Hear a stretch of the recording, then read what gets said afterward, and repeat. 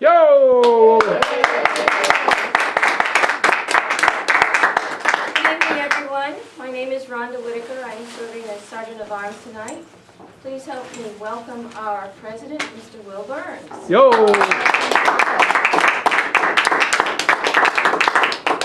Thank you, Rhonda. We have a big meeting tonight, so we'll just diving in here, looking around. I see lots of Toastmasters. I don't see any guests. So I'll move right into grabbing our Toastmaster, Stephen Harper. Yay. Whoa! Good evening. Our theme tonight is personal growth, which is part of our mission statement. I'll just review that for everybody briefly. The mission of the Toastmasters Club is to provide a mutually supportive and positive learning environment in which every member has the opportunity to develop oral communication and leadership skills, which in turn foster self-confidence and personal growth. Yay! Now, I would like to introduce Jeff Shipley, the Ah counter. Please don't count that one. Please tell us what your role is, Jeff. Hello, Toastmasters. I'll be fulfilling the role of Ah counter, which in order to fulfill our mission of great communication, I'll be judiciously recording the use of filler words. So words such as like you know, so, but, and, tongue clicks, which are annoying lip smacking type sounds, pauses, repeats, or false starts or stutters. I'll be jotting a note down, tallying marks, and I'll be giving a report at the end of the meeting. Thank you. Thank you, Jeff. And our grammarian tonight is Stephanie Chambers. Stephanie, will you tell us what your role is, please? Yo! My role as grammarian is to listen to the language used by members during the meeting, to make a note of any exceptionally good or bad uses of language, and to give a brief report at the end of the meeting. I'll just explain what the word of the day is.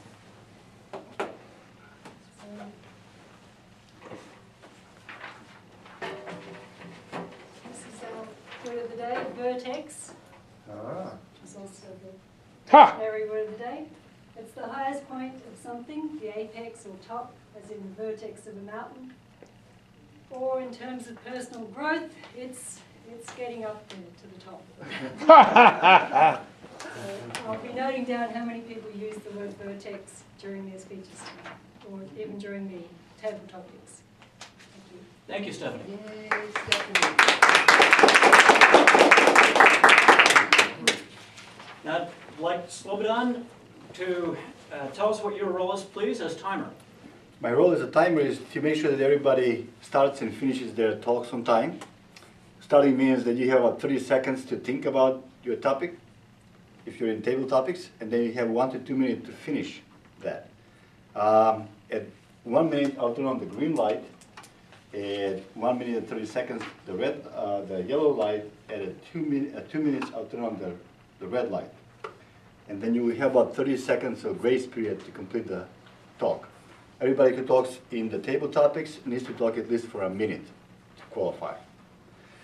We have 3 different types of speeches today: 5 to 7 minutes, 7 to 9 minutes, and 8 to 10 minutes.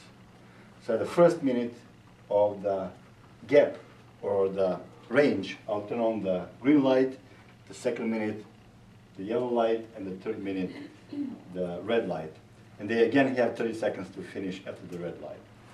The table topics evaluator has about 2 to 3 minutes. Again, green goes on 2, yellow on 2:30, and red on 3. And speech evaluations also go 2 to 3 minutes, green at 2, yellow at 2:30, and red at 3. Thank you. Thank you, Slobodan.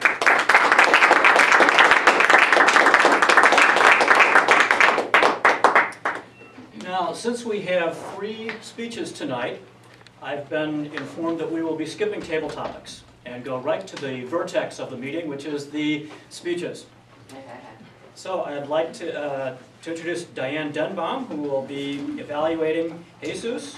Would you please come and introduce Jesus? I will. Yo!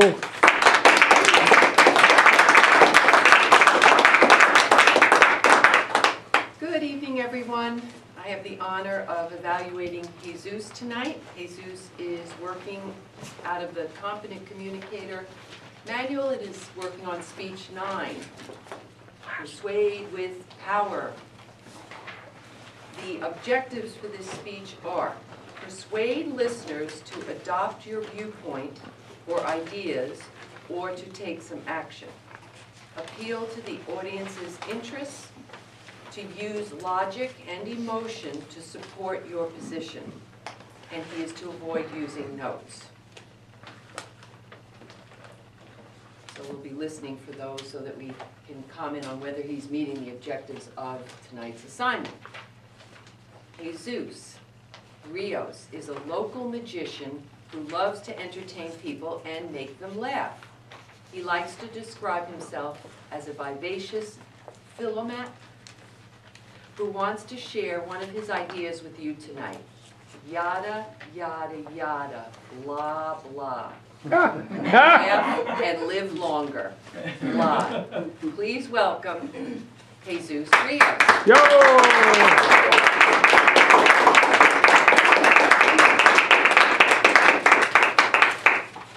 According to a report of the Maryland University, it says that 1 out of 5 people suffer to some kind of insanity. So at this point, I'd like you to please look to the left, to your right, to see who you got sitting behind you, front of you. Just take a second and just look. Now, if everybody that you look pretty normal, chances are that you're the one. Also, another report indicates that people that have the most birthdays live the longest.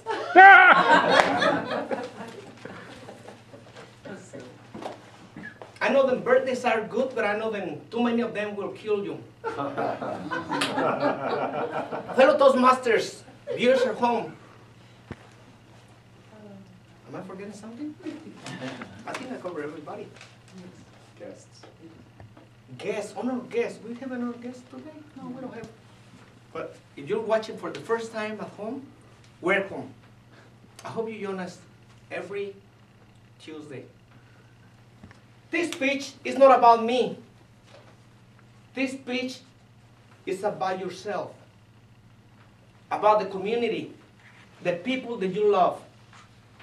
How many of you would like to live happy and longer?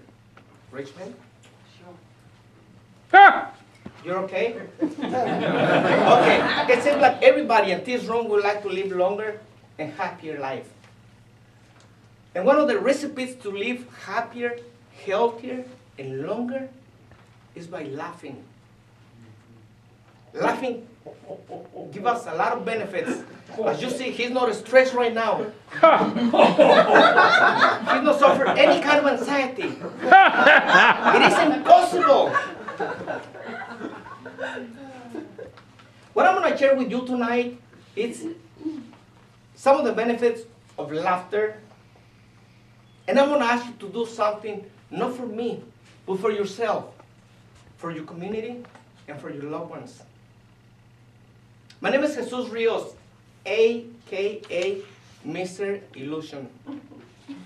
I'm a self-taught magician. I've been doing magic for about 2 weeks. Actually, for 17 years. 18 now 18 years. Throughout the past 5 years, I started joining other magicians, joining different clubs throughout the state, going to competitions and participating with them. And I have been awarded some trophies. 2010, first place on close-up. 2012, first place stage contest. Yay! Stage contest, first place, 2009. A really important competition that involves most of the country. That's in St. Louis. I got second place on the stage.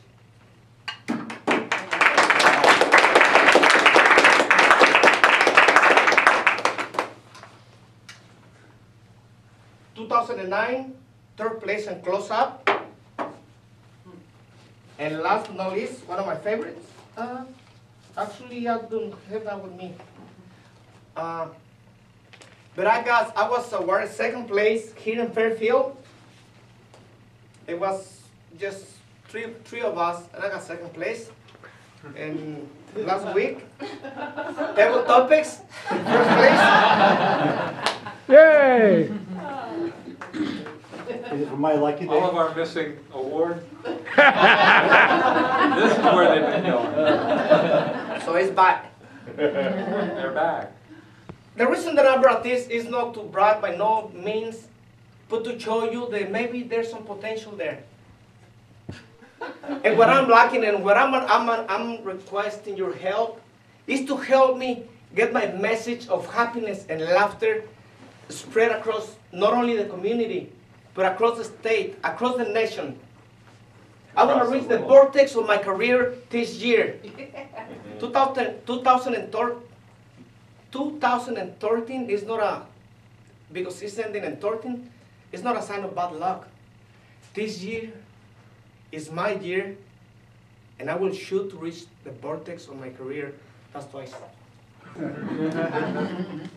And what I'm gonna need from you is to ask you, if you have the chance to see me, if you believe that what I do is good, just help me. Help me spread my message. How are you gonna help me? Maybe talking to your neighbors, talking to your community, whatever your group that you belong to, just tell them, hey, there's this guy. It's okay. He looks like Amish, but he's Mexican. He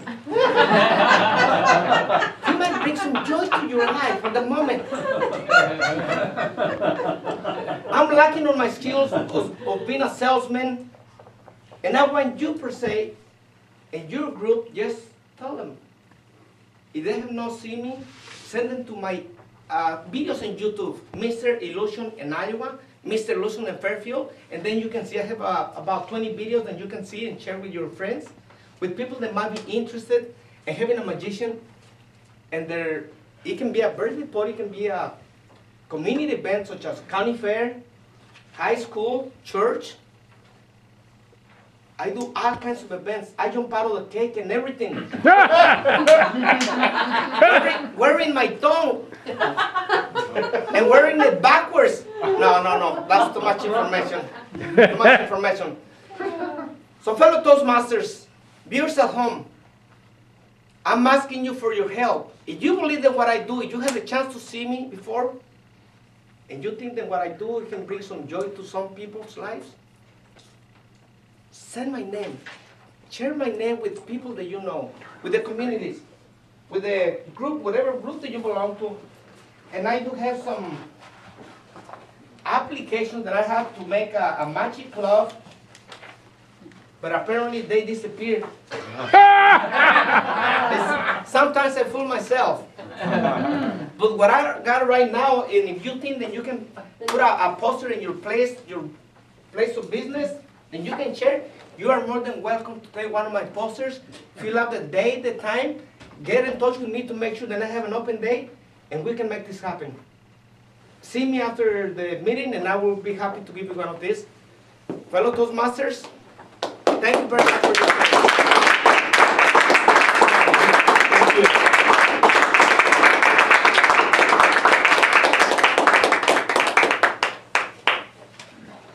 How many people saw Jesus perform at the Sondheim? Yeah, great magic show. Very entertaining and You don't get to pick humorous. those. Yes, I earned them already. Thank you. Please take a couple of minutes to evaluate Jesus. Okay.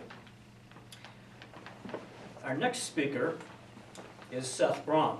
And here to introduce Seth is Art Atkinson.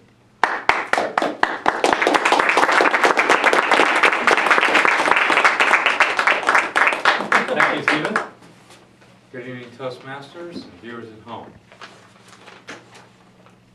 Tonight, our speaker, Seth, is practicing for a major event in his business life. He's going to be giving a very significant to him paid professional speech for the Linux Leadership Development Organization in Marshalltown, which is an 80-member cross-section of a very large 1,000-person facility. His technique at that event will be to use a teaching story and to engage people with a lively format of standing, interacting with each other. And you're now to imagine this evening that you have been through that part of it and are just settling in to hear a very good story. It's a teaching story that he'll be using. Tonight, you're only going to hear a half of that teaching story, and it'll be the dark side of that teaching story. Please note that that story contains adult themes and viewer discretion is advised. Now, for the introduction that will be given at that event, picture yourself listening to the introducer introducing him to an audience that does not know him at all. Focus, faith, and follow-through. These timeless principles have helped our next speaker to overcome momentous odds and to create a magnificent life for himself. Our speaker, Seth Braun, is the author of over 15 books. His first book, Healthy, Fast, and Cheap, surprised the publisher by selling 25,000 copies in his first year at Borders Books.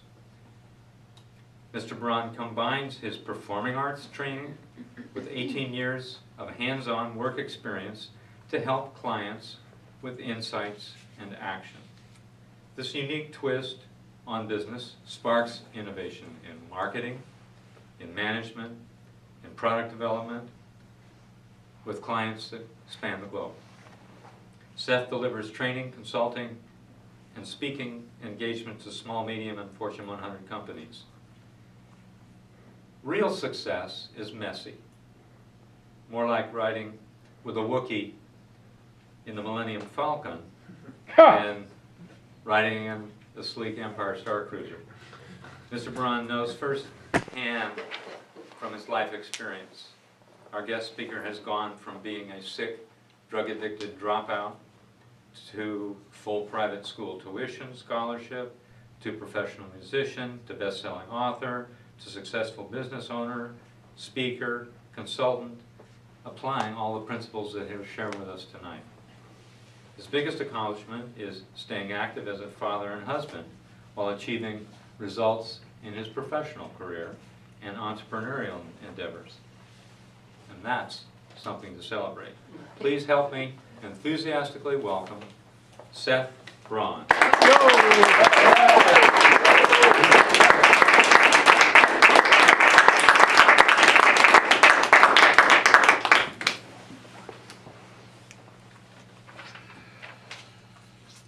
Next, you'll hear something I don't share very often, something that may be shocking, maybe disturbing.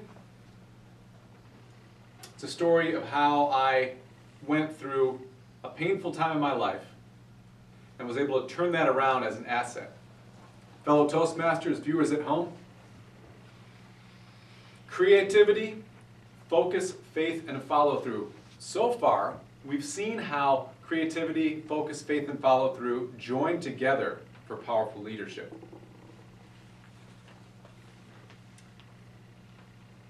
Adolescence. That stage of accelerated growth. Awkward, thrilling, exciting. For me, it was nothing less than uncanny. Like my surroundings, strange places and strange times. I could buy pot from my neighbor's window. It was like drive-through for illicit substances. 3 doors down, I could get cocaine. We had the largest tract of cemeteries for hundreds of miles, a stone throw from my house. 3 blocks down, La Raza, a local gang. But 6 blocks away, the most expensive real estate in Bay City. Strange times, strange places. At least my mom's hood was safer than my dad's. He lived in Saginaw, Michigan. To quote, a city that once boomed with industrial prowess and attracted workers from across the nation, but now watches as its population ebbs while the violence stays. The FBI rankings put Saginaw as the most violent city per capita in the United States for the last 10 years. I watched this crime from my father's apartment, 400 square feet of cinder block on the 6th floor of a building for elderly and disabled. My father qualified because he was legally blind and he was missing his left leg. A chronic disease had caused my father to have many health challenges. And at 9 years old, when I was first stepping out onto a baseball diamond and thought girls were bizarre, my father had his first major surgery. In that scorching summer of 1986, a tornado passed over our home, uprooted the tree, and knocked our chimney over. My father, recovering from laser eye surgery, drugged and delirious, noted the falling chimney and said, "This is it! We're taking off! This is it! We're taking off!" Despite the strange experience, my father stayed completely cool. This was typical for my father. By the time I'd reached 16, Dad was far gone. Dialysis, open heart surgery, stroke, a table full of prescriptions, the smell of iodine. My confusion, why was he smoking Camels? Why was he still drinking whiskey? Why was he eating so poorly? My dad was a smart guy. He was brilliant. Why was he self-destructing before my eyes? Well, my parents had been divorced since that summer the tornado tore the tree out of the ground and thrust it at our chimney. For years after that, I dreamt of tornadoes, some kind of psychological adjustment to the storms of my life. I barely made it through my freshman year. Depressed, anxious, scared, lonely, ashamed, and poor. Poor because my mom was going to school and we were on benefits. Poor because my dad was on Social Security getting disability. My sophomore year was a loss. I got kicked out of a great private Christian college preparatory school where a promising education was being given to me on scholarship. I then tried a month at a massive public high school a few miles from my house. There I met a bunch of other teenage boys without fathers present in their lives and managed to skip school, sell and do drugs, and managed to somehow avoid being beaten up, jumped, or generally killed, hurt, or maimed. At first, I experienced my first overdose on inhalants. Inhalants are the dirtiest and most grotesque way to get high. The word for it is huffing.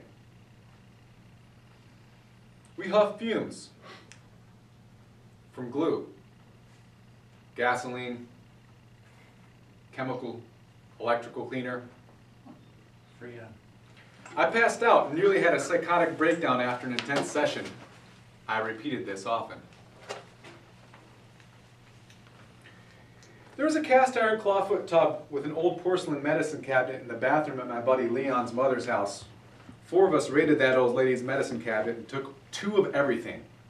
Animal tranquilizers, psychotropic medication, multivitamins, opiates and anti-inflammatories. We called it Vitamin Leon. Well, we thought it was pretty funny until I passed out and woke up vomiting while experiencing severe hallucinations and passed out again. I woke up the next morning and tripped for 3 days straight. Now, if I shared all the stupid stuff that I did at this time of my life, it would fill the next 3 days. Suffice it to say, it got weirder. I'll point out that during most of this time, I was dropped out of school. My mother did the greatest thing she could have done. She said, if you don't go to school, you need to pay rent. So I did what any teenager would do. Perfectly ordinary thing. I started working on tugboats in Detroit. My soon-to-be stepfather owned a marine contracting business. I thought it was the most excellent way to spend my time. We worked along salty old Hungarian deckhands, drinking all the ice-cold Pepsi we could in the day, and all the ice-cold cans of Miller we could at night. As the low man on the totem pole, our jobs, my best friend and I that is, consisted of what came to be known as the shovelhead duties. The shovelhead duties included chipping rust off of a tugboat, a never-ending, Zen-like task of near negligible significance. And then the task that gave us said title of shovelhead. We were to clear the barge walkways of debris so as to comply with regulation. The 120 by 40-foot barge had 5-foot walls built of railroad ties to enclose a large box for the transportation of semi-toxic mud. Yes, semi-toxic mud, which we were to deliver to Zug Island, where you would find 2 voluptuous nuclear reactors. Moving across Lake Huron, we went out with our orange life vests and shovels on the 1.5-foot walkways and scooped up marbles. Well, they were balls of taconite, the way that iron ore is transported to be smelted for the Ford plant and the other manufacturing across the river.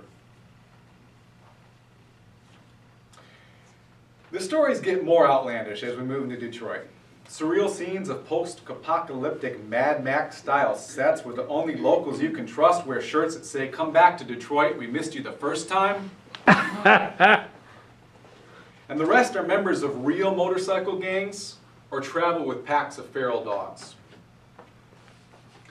In the midst of this otherworldly, self-destructive, and painful experience was something even more eccentric, something even more bizarre, and the thing that bothered me most. As I kept getting high, I kept hearing this voice. And the more I got high, the more I heard this voice. And the more I heard this voice, the more freaked out I got. It kept saying to me, "Seth, you gotta stop getting high. You got work to do." And man, nothing kills a buzz faster than a small voice inside your head that says, "You gotta stop getting high, you have work to do." I mean, what is this thing? Somehow, I decided to turn my life around. There was no major external influence. Managed to keep almost everything I did hid from my extended family.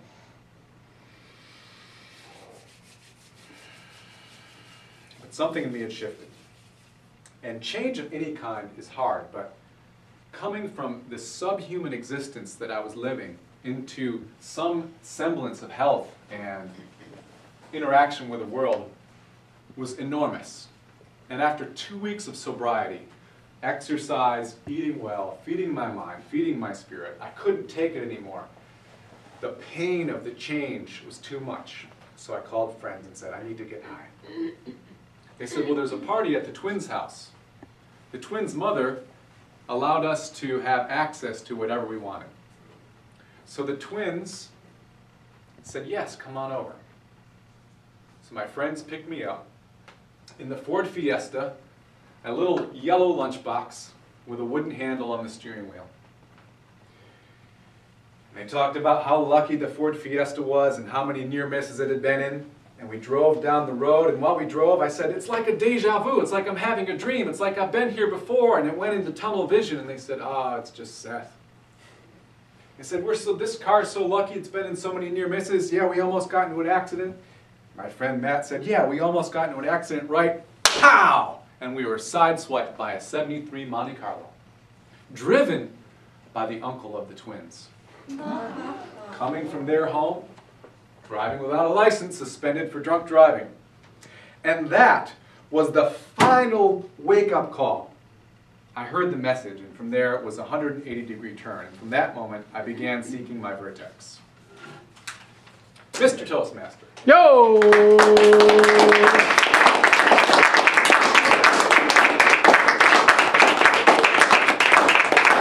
Thank you, Seth. Please take 2 minutes to evaluate Seth.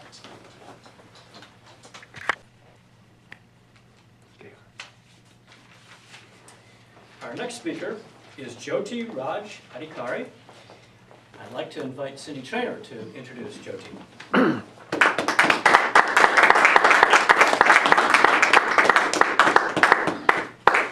Thank you, Mr. Toastmaster.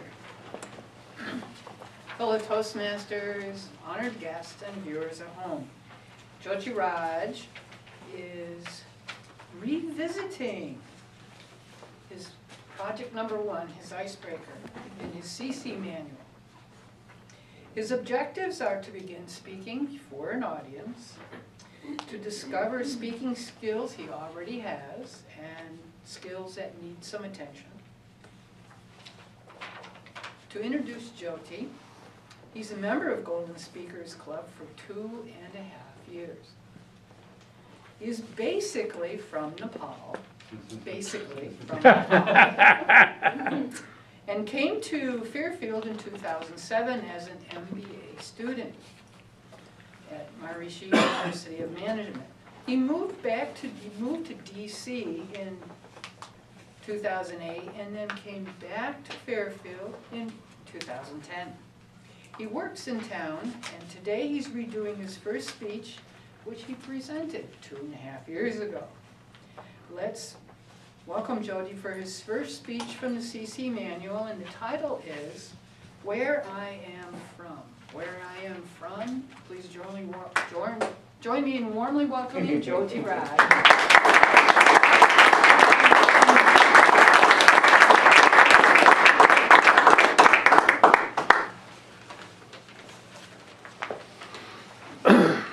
This is the same speech which, for the first time, I gave in this Toastmaster platform.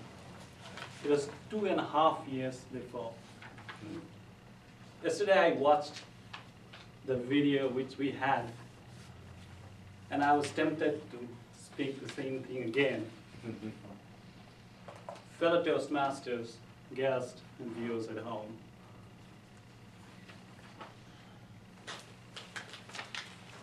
That was my icebreaker, and I want to tell everybody about me, myself. I wrote who I am, what I am doing. That was not good. I wrote what is my education, what is my level of consciousness, who I want to be.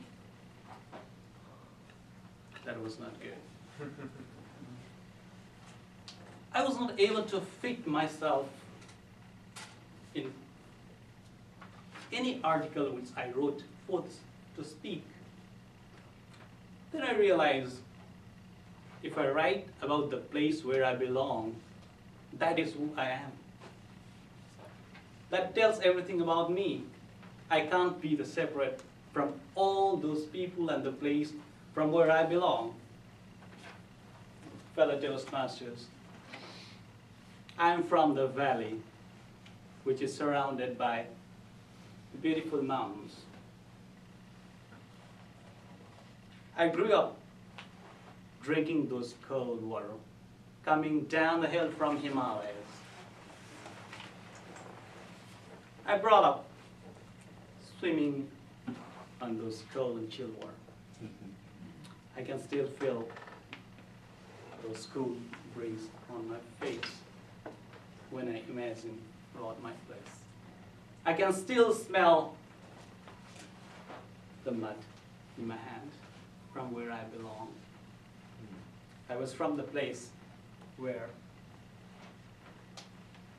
Lord Buddha took his first breath. I am from the place where we have was 8th tallest mountain standing from where Lord Shiva started his meditation. I am from the place where we still consider our country as the only Hindu country in the world. I am from the place who have triangular flag. None of the country in the world has triangular flag. That flag is the flag of Arya. It is a flag of the Lord Hanuman. 2 triangular flag. We still have the flag from centuries. everybody all abandoned those flags and started putting the square flag, but we still have the flag. I'm from that place where we have rhinos, the varieties of birds, varieties of tigers, lot of forest, lot of herbs, arts, music, culture, everything. We are surrounded by two giant countries, South India, North China. Despite of all this fact, we are still the second poorest country in the world. We have everything, but we have nothing. We still do namaskar with our both hands. It has a meaning. We're surrendering ourselves in front of you and telling you, I'm harmless to you. I surrender to you. Namaskar.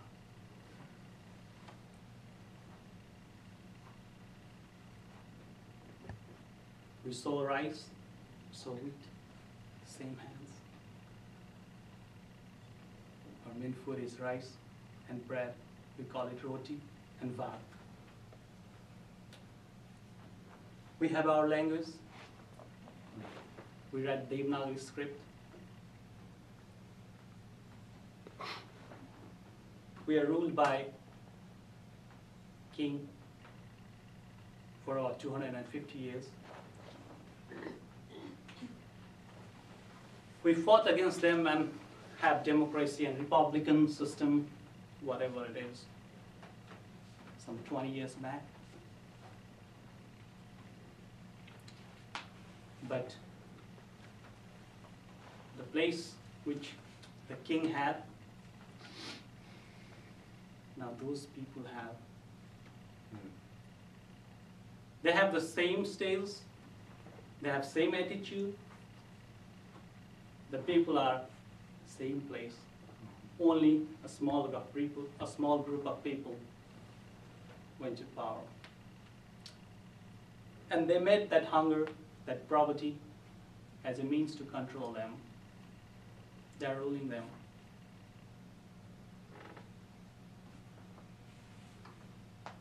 The only one remedy we have is the education, the knowledge and consciousness among the people to get out of the poverty and slavery. People ask me why you are here if you know everything, all these things you talk about. I'm here to see why you are different than us, why you are so prosperous than me, why you are so educated than me, so why you are so intelligent than me, why you are richer than me, why you have more consciousness than me, why you are different. That's a small step I could take. That's a small step that I could take and get it back. Let's see how long I can go. Thank you. Yo!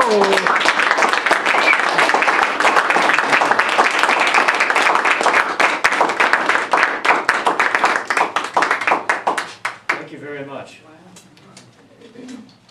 Now take 2 minutes, please, to evaluate Jyoti Raja's speech.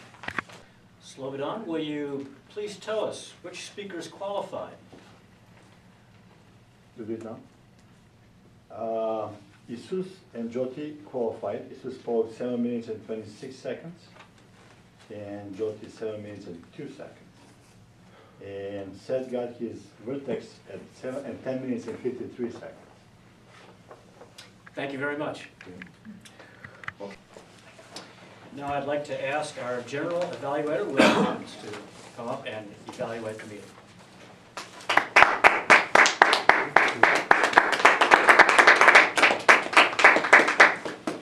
Thank you, Steve. All right, I'll start off with our first evaluator, Dan Denbaum. for Jesus Rios. Yo!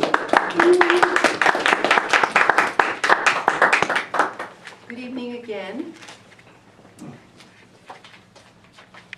How many of you will tell your friends, community, the people at work, that they should go and see Jesus' show? Yo! Please raise your hands. I hope you're noticing that you had an influence on us. Wonderful. That you persuaded us. A simple comment, you didn't use notes, that was one of the objectives, so good for you. You did, there's a checklist here, I am using the manual to evaluate, and there is a checklist. I'm going to use it in a little different way. You did project sincerity and conviction, in my opinion. Actually, that is something that, in my opinion, is your absolute magic card, your sincerity. You're very, very sincere. You're also very charismatic. Your outfits draw me in. And the other thing is that I only wish that the group could have experienced what I did. Can you imagine sitting there and Jesus just comes over with the outfit and the big brown eyes, looking at me, telling me with the sincerity oozing out, his heart completely open, just telling me, and I hope that you'll go and tell your friends. Your eye contact was unreal. For some reason, I guess I was sitting in a hot spot there. You were just on me, and I thought, Jesus, do that to about 10 other people, as many people as you can in the room. Because it was amazing. I was drawn. I was just like, okay, well, I'm telling everyone, no problem. So you have an incredible gift of this beautiful face and incredible eyes, in my opinion. So you have appeal. That's one of the things on the checklist. And are you a credible source of the information? I do believe so. You know, trophies and things like this. I just want to get into, you've been with us, and I want to give you a few things that I feel that Jesus could use to make this speech and persuade us beyond any doubt. The green bag on the floor, I would get something that was a little stiffer up here. I love the element personally of surprise. It was fun pulling out, you know, and just all that, but just the placement of the bag. And then you could see the poster, and well, is he going to bring that out or not? So I was I wanted a little more order there.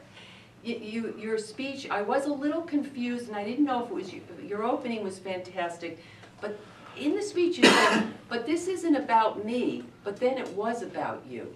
So I didn't know if it was you. It was all about you. So, you know, some way tell us it's all about me.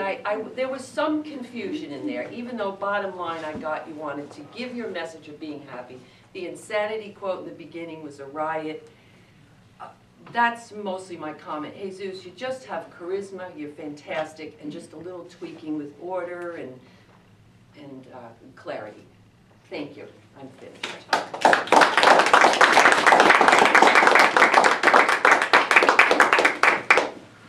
Diane. And next we'll have Art Atkinson for Seth Vaughn. Yo!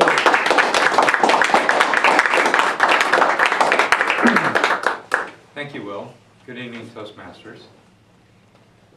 Slow it down, my time can't be up yet. Lights on, right? Thank you. You get 2 seconds bonus for this. 2 seconds bonus. I'll give him 2 seconds bonus. So this is a challenging evaluation for me. I'm going to assume that the value that I can provide for Seth is how can he make this the strongest possible part of a 2-part delivery, the other half of which I haven't heard. I'm going to assume that the other half is the bright side of the story. What did I learn from all of this that I have used to create success for myself and for other people, and how can I deliver that to you, Lennox people, to put into your lives? What are the principles that we can pull out of this? Now, what I liked about this talk that you just gave, it was replete with all of the great delivery skills that you have developed. The wide arm gestures, the palm in the fist, on the catwalk over 2 tubs full of, with shovels over 2 tubs full of taconite, all of the pantomime that you did to draw us into this bizarre world that you were inhabiting. That was beautifully done. Vocal variety, colorful language, inhalants being the messiest way to get high, and the dad who was self-destructing before your eyes, and the tornado that was picking up a tree and dropping it down a chimney or something like that. And eye contact, the 1-1-1 delivery of one idea to one person one time and then moving on. All of that was there. How could you make this more powerful? I was noticing the stage movement. The stage movement to me said, I'm not totally comfortable with this material. This is still troubling me a little bit. And I believe that if your message is to be powerful to people, you can't be still working out these things for yourself and getting comfortable with what there was in your life. You have to be so completely at peace with it that you can tell it like, I was getting high every hour and a half. Isn't that just bizarre? With a smile on your face, lets the people know that I'm not still working through the issues with this. The purposeful movement, the movement wasn't purposeful. The movement communicated to me, I'm a little bit still uncomfortable with these realities about myself. So if you can turn it into the classic thing, I was over here on a barge shoveling taconite, whereas over there I was in the Ford Fiesta getting sideswiped and having the wake-up call. Use movement to give this story places on the stage. Then I think it'll be fabulous. The voice in the head that was saying, Seth, there's work to do. That is the vertex of this story. And the sideswipe is just that's the period on the sentence. Okay, I got it. With that, I think that what I'm imagining the second half of this to be will be a very powerful pair of messages. Thank you.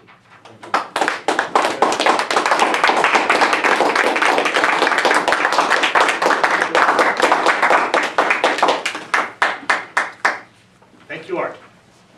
And now lastly, but not leastly, Cindy Jyotiraj. Yo!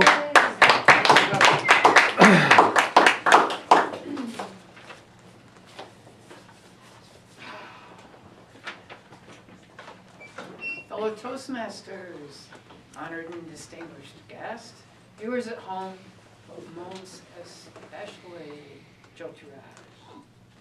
Please don't hide in the back.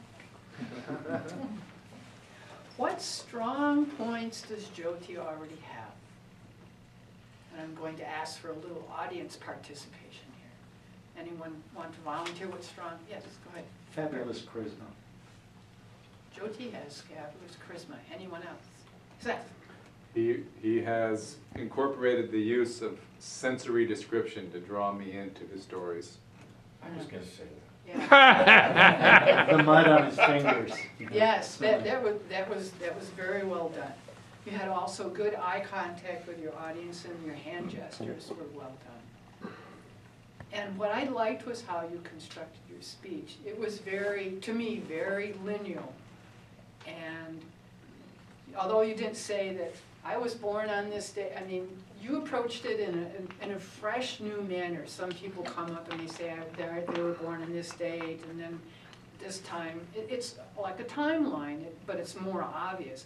Yours was not. Yours was very artistically constructed, and we learned about you in a way kind of vicariously around.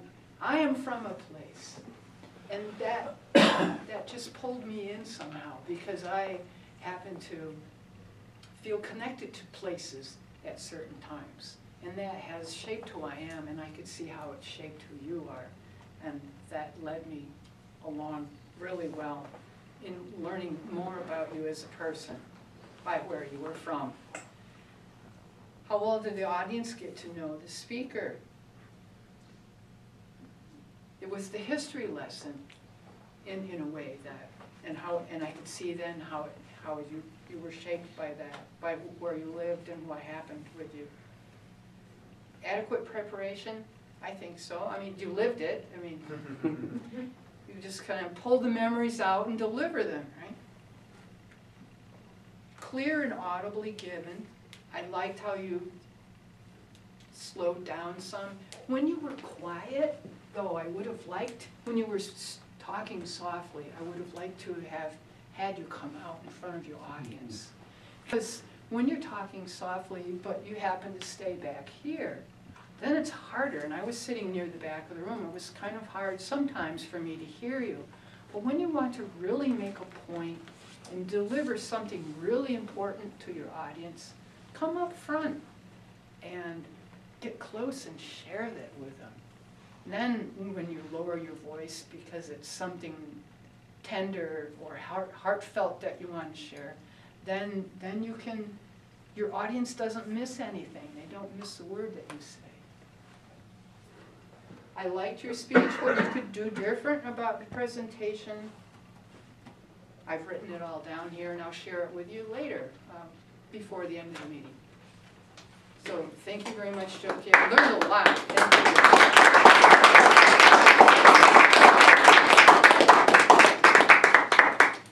Thank you, Cindy. Now, Mr. Timer, did all of our evaluators qualify? Well, not really. I think we can declare that Cindy is the winner right now. You don't have to vote because Diane made 3 minutes and 36 seconds and Art 3 minutes and 51 seconds.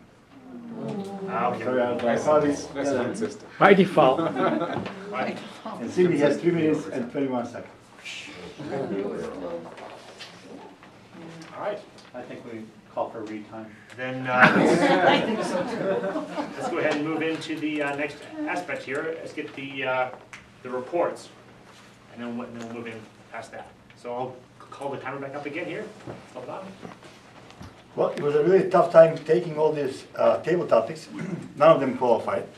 Isu spoke for 7 minutes and 26 seconds, Seth for 10 minutes and 53 seconds, and Jyoti for 7 minutes and 2 seconds. The evaluators, Diane spoke for 3 minutes and 36 seconds, Art for 3 minutes and 51 seconds, and Cindy for 3 minutes and 21 seconds. That's my report. Thank you. Thank you.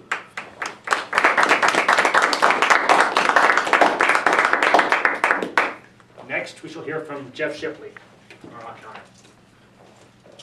Thank you, Mr. General Evaluator. Tonight, I think we did very, very well as a group. Not very many filler words at all. Mr. Toastmaster, Mr. Harper, you had one Stephanie, you're clear. Slobodan, you had one one and one and. Diane, you had 2 Jesus, you had 3 and 1 repeat. Seth and Yoti, I may have just been too enthralled with your speech, but I did not catch a single filler word.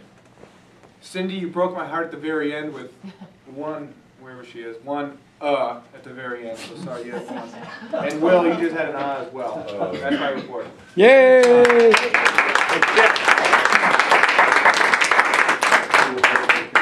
And now I will surrender the lectern to Stephanie Chambers with the Grammarian's report. Yay!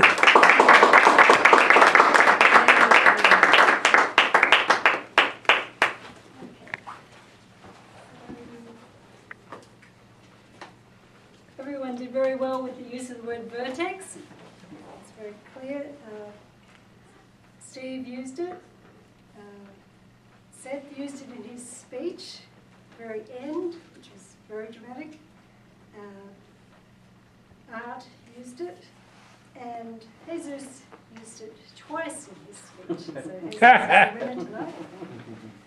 In terms of language that was used, Jesus, I'm not quite sure if I got it exactly, but it was something like, you might think he looks Amish, but he's Mexican. Which got a laugh, which I thought was great, making your own jokes. Sadly, it was in your intro, and I think in your speech as well, the focus, faith, and follow through. I like the alliteration. Jyoti, we have everything, but we have nothing. I like that. Captured everything. Diane, you said about Jyoti, your sincerity is your magic card. Yeah. Oh, sorry, about Jesus, which was great, tying in with the magic. So I like that. And I'm sure there are lots of other really good mentions. In terms of maybe improvement, there were just a couple of little grammatical things, Jyoti, that maybe I could talk about afterwards. Because it was especially at the end where you said, get it back. I think, did you mean take it back? Take it back to Nepal with you. So that was only a few little things. But other than that, I thought everyone did a wonderful job tonight. Thank you.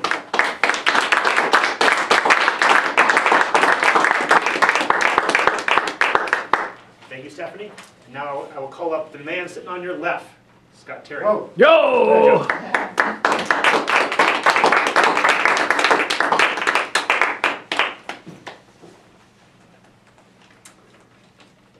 Humor is about creating a new set point, a new point where we could find a focus.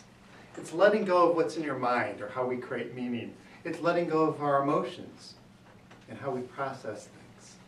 It's letting go of our bodies to be present. It's letting go of our spirit to come back to here and now, and then to let go of this now and to really go and be alive again.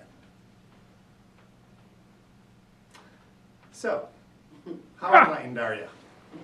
If you can live without caffeine, if you can be cheerful, ignoring the aches and pains, if you can resist complaining, if you can understand when your loved ones are too busy to give you any time, if you can take criticism, blame without resentment, if you can ignore a friend's limited education, never correct him or her, then you have almost reached the same level of spiritual development as your dog.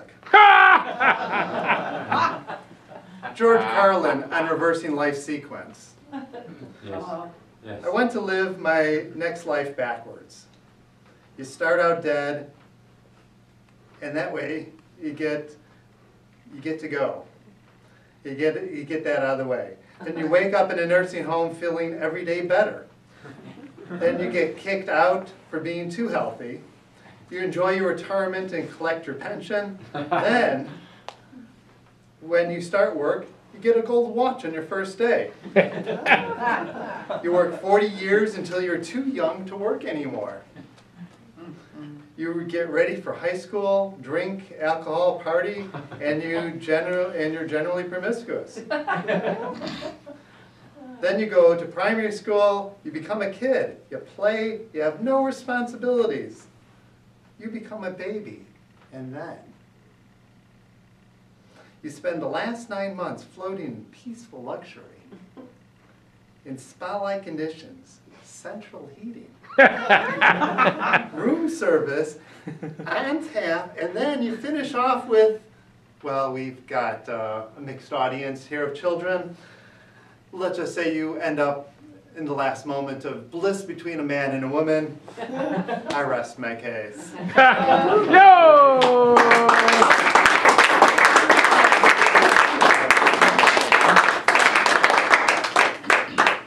Thank you, Scott. And it just goes to show how a little change in perspective can do a lot for your perception. And now, my evaluation of the evaluators. First, I want to stress that each and every one of them is a very experienced evaluator who used a slightly different technique. Diane used the manual, slightly modified. Art set the stage. He came out here and really talked more about the material without the manual. Finally, I like how Cindy drew out input from the audience by actually asking, what did you observe? She knows that we're all good listeners, that we do this every week. And she knew what was there, but it's the act of engaging us They got us to kind of, to reinforce how universal Jyoti's qualities are. From the top, I like how Diane came out strong, gave a good introduction. I like how she really asked a question of the audience at first. And I agree about the bag. It's, I'll leave it at that. You know, that was really solid. I don't have anything really to comment on. You know, you're just an experienced evaluator who's seen a lot this time. Art. Hello, sir. I like how when you came up here the first time, you took command of the stage. You saw that things were not right, that you had a red light that was going to interfere with your ability to keep pace. And whether you are, to all of you, whether you're a speaker, an evaluator, a role player, when you're up here, you command the stage. So you take charge. I think that was a great point about the material. And I want to stress that each one of you, Diane, Art, and Cindy, had points that I didn't think of, but that were specific for that speaker.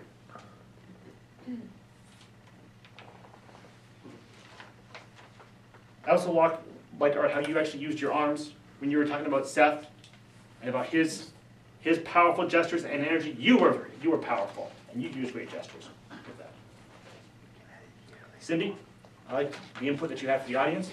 I think you pulled us in there. I like how you made a point that I actually missed as well, which was about talking softly and actually coming out of here and engaging us.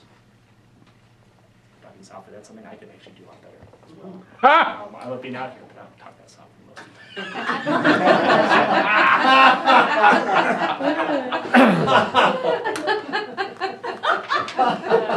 And with that, I want to thank you each for the unique spin that you put on these evaluations. I actually learned a lot from each of you.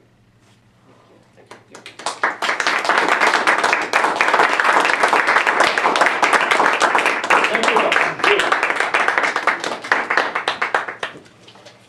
And now the moment that we've all been waiting for. Announce the award for Best Speaker.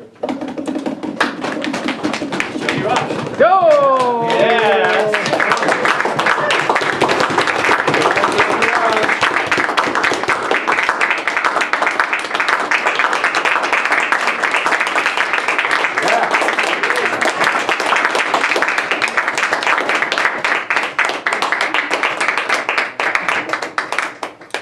And for Best Evaluator, Cindy.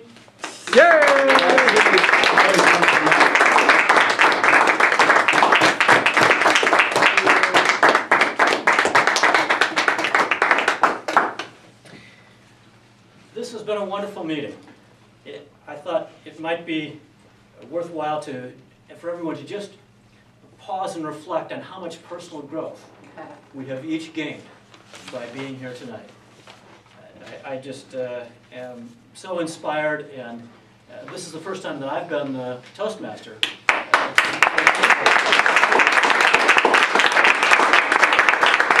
We've hit a vertex opportunity. early in the year. Pardon? We've hit a vertex early in the year. Thank you, Bert. Okay, so now our President, Will Burns, will close the meeting.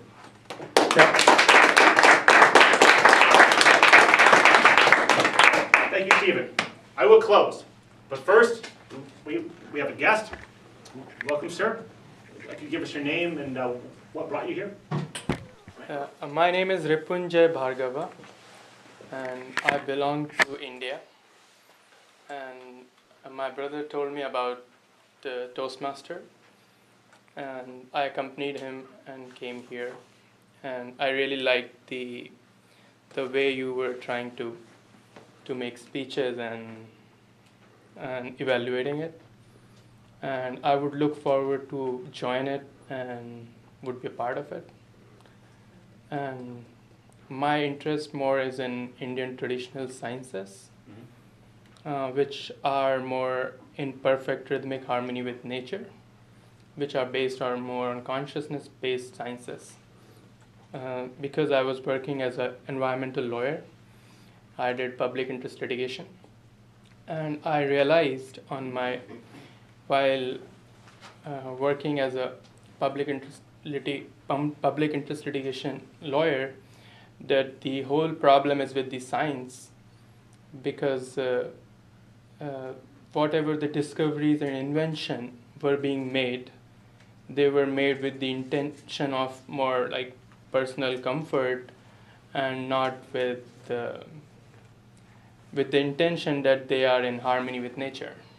And that's why I chose to study on my own the Indian traditional sciences, and that's my interest. And Great I like icebreaker. Yeah, good icebreaker. Okay.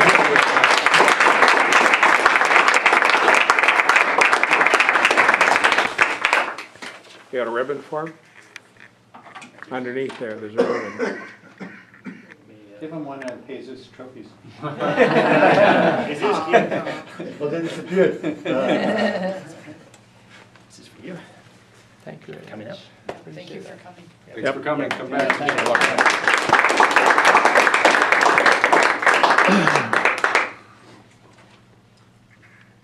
We will close shortly, but first, we have some stuff here to talk about regarding the special meeting coming up. This is our annual, once a year, very special meeting. So with that, I think we probably